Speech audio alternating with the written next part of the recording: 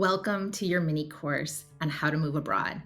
I am really excited that you're here. This video and all of the videos for day 1, 2, 3, 4, 5, and we do have a supplemental video, are exactly what that is, supplemental. You don't need these videos in order to complete all of the checklists, the templates, and the worksheets in the mini course. And if you're like, where's this mini course? And you're seeing this video someplace else, all you have to do is go to the link in the description and you can sign up. It's free, it's 5 days, it's a newsletter, and this is day 1. All right, let's go. We're going to go over the 4 things today that we're covering. And these are just kind of to get your mind in the working format. The most important of all of them is understanding your why. And I know that this is a lot of information to put at you for 5 days, but I'm not expecting you to finish it all in 5 days. The why portion of it may be the most difficult, but it is the foundation of moving abroad.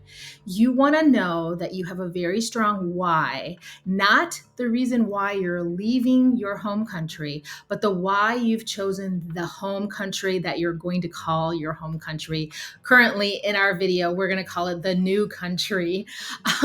So you want to make sure that you're not using examples like, I want to get away from, I want to be more secure, I don't want to have gun violence, I don't want to have my children in poor schools. Instead, you want to frame it in a way so that when the frustration hits, you can clearly state why you want to move. Why are you making the effort? So that's number 1. We're going to get into that one next. The next thing that we're going to talk about is the maze of visas and all of the resources. Remember, this mini course is not me saying you should come to Portugal. It's for you to say, I'm in my home country and I want to move abroad. I don't know where that move abroad is. It could be South America, it could be Asia, it could be Australia, it could be Europe, and it could be Portugal. So we're going to keep the information general and basic in the mini course, and then I've given you resources to be able to go outside and get specific information for the countries that you're interested in. And then, the third one, budgeting. Very scary, very scary words, but it is very necessary. At this point, you need to realize that your budget and the budget cost of living is going to go up and down. You're going to be adding things, subtracting things, looking at it saying, maybe it's too expensive. Maybe I can't afford this. Or maybe I can afford this. And so this budget will change. It's very flexible. You'll have your template. And then that way, since I've given it to you digitally, you can kind of use it over and over and over again if you need to redo or edit.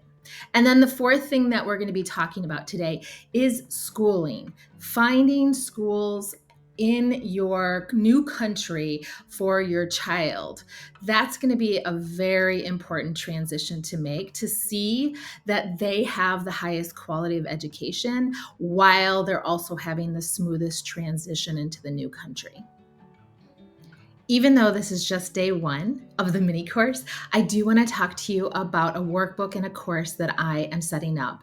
The workbook and the course will be together and it will be 5 weeks long. It will be far more specific to the countries that you're interested in, as well as you are going to get one-on-one personalized treatment from me for 2 hours. So you can use those 2 hours however you want, whether you want to do a little bit at the beginning or a meeting each week to get these things done, and you are wanting to set goals and have someone watch you set those goals and succeed, then that's where I'm going to be. I will be your little chaperone on your side, trying to help you as much as possible. I will be the resource queen in any way that I can so that you can get through things much, much smoother. So Once you're done with this course, this little mini course, then what will happen is you will be in the email list to have the announcement that the course is happening.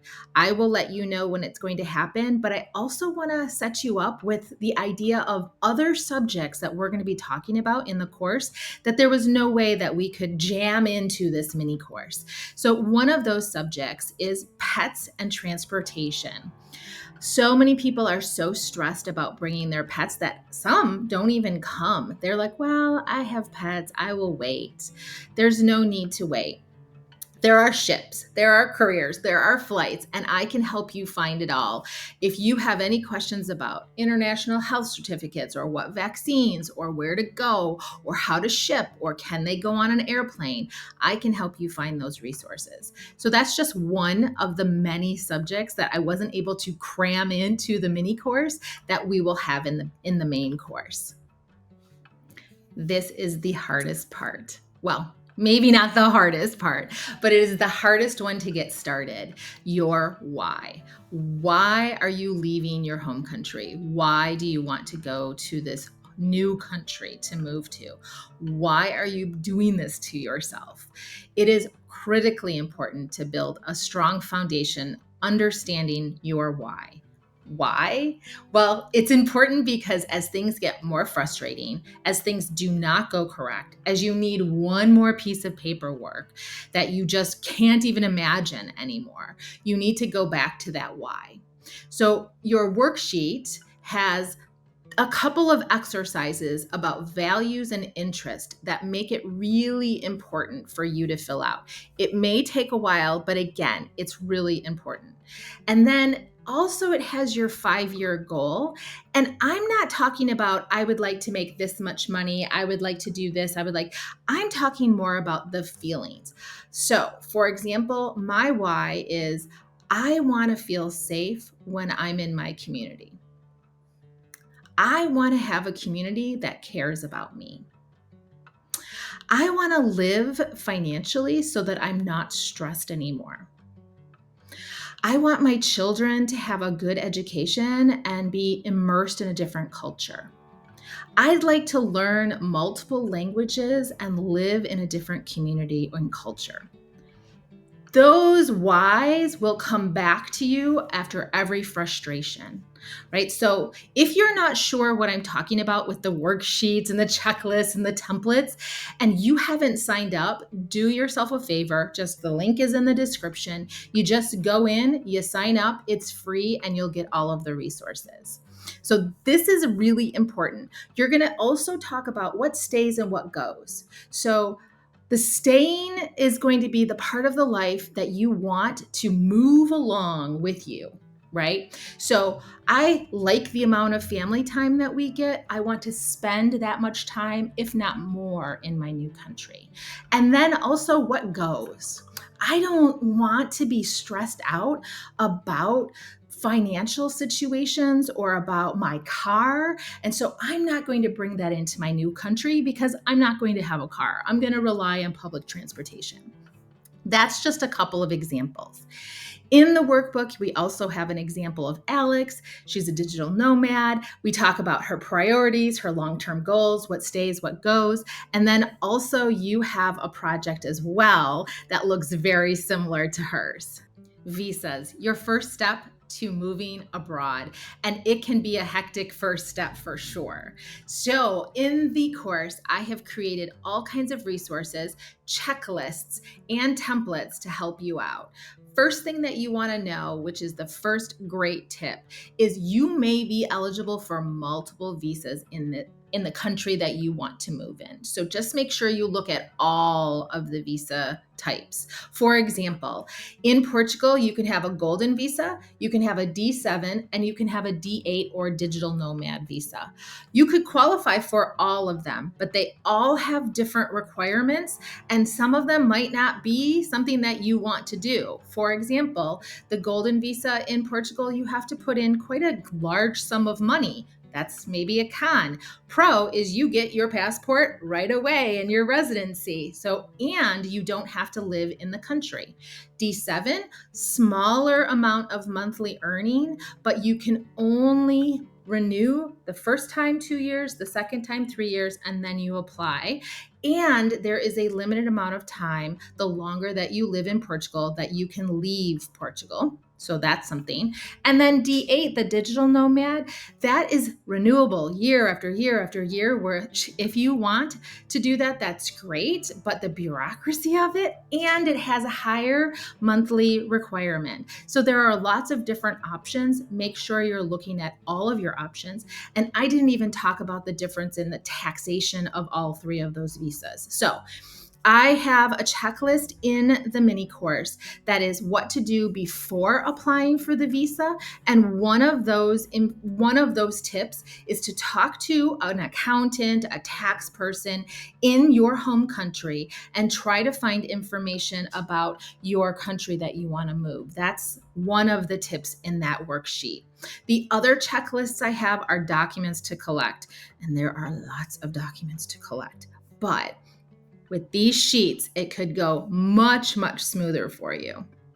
Budget, the dreaded word, budget, but it's made easier with the mini course. So I have created so many checklists and spreadsheets and documents to help you. Budgeting has to be one of the things that you know are going to be flexible. You're going to go back to it. It's going to change. You're going to add a little bit more. You're going to go back and talk with your family, maybe delete a little bit of the things that you're thinking about. It's going to have to be flexible at this point. But we have a worksheet for pre-moving. Pre-moving costs would be, are you going to ship furniture? Are you going to have custom fees? Are you thinking about traveling back and forth? Do you need to travel to your visa appointment? Legal assistance, all of the paperwork, the fingerprinting, the FBI investigation, the travel insurance, the health insurance, any immunities that you need, or immunization, that you need. This is all kind of brought out to a head so that you can get an idea of how much your pre-move is going to cost.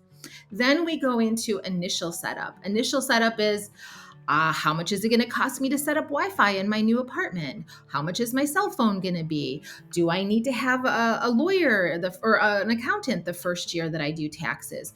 Am I going to have to pay to have, dishes and forks and knives and all of this, or am I going to bring them along? So this one is also rental, also very important, your security deposit, everything.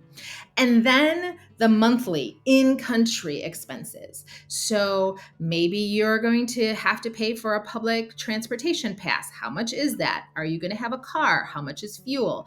Health insurance? Are you going to be traveling more? Do you have a bigger budget for entertainment?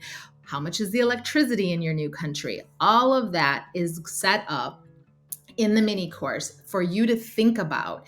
It's going to be flexible, right? How much do you want your rent to be? And then you look at what you can get for that amount and you say, maybe we need to increase it, which means we might need to decrease it here. Those kinds of conversations are going to happen. And we'd rather have them happen now and early, and then maybe be able to manipulate versus once you're in the country. School is so important to have a smooth transition, and the transition will depend on the age of the student.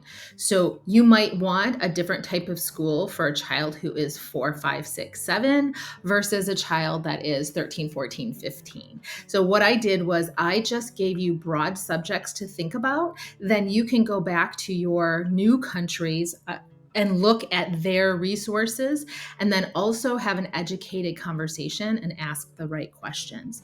So for example, you want to research the school system within that new country. Don't assume that the school system will be exactly like your home country, because chances are it won't. At the very least, it most likely will have a native language that is different than yours. So you want to look at the types of schools. Does that mean that the school is completely in English or completely in your native language? Or is it possible that they have half day in the native language and half day in your language? You want to figure that out and decide between you as a family as to whether or not your children want to be immersed into a school and language or have classes that are supplemental in that native language. Then you want to look at the curriculum. Is it a curriculum that is similar to what you are used to? Will your student need to test in and out of things? That's a possibility. Accreditation, recognition, what's the national government accreditation, and does the school that you're looking at have it? School facilities and resources. This can also be something that is kind of overlooked or assumed and maybe comparative to your home country, but you shouldn't do that. You should make sure that you can look on their website, possibly have a virtual tour or an in-person tour.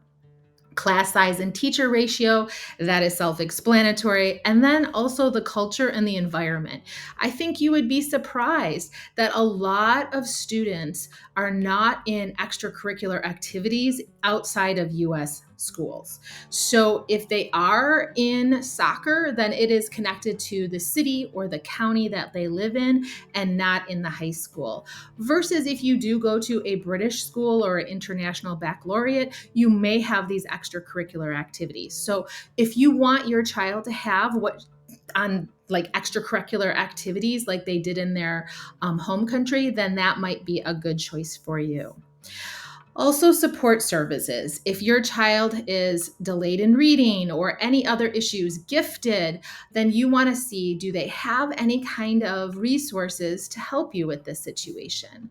Transition programs. Many of the foreign or international baccalaureate schools have a transition program to help students get involved. These transition programs are usually for older students. And then legal requirements. Some countries, it is illegal to homeschool. So if you were homeschooling in the past, this might be a big issue to choose that country to move to. So you can get a lot of ideas and thoughts that you might not have thought about before just with the mini course resources. Congratulations on completing day 1. Day 2, we're going to have 4 more subjects and checklists, templates, and worksheets, so stay tuned. And if you're interested in the course, please go down in the description and sign up for the wait list. I'm creating it right now with you in mind. Bye, see you tomorrow.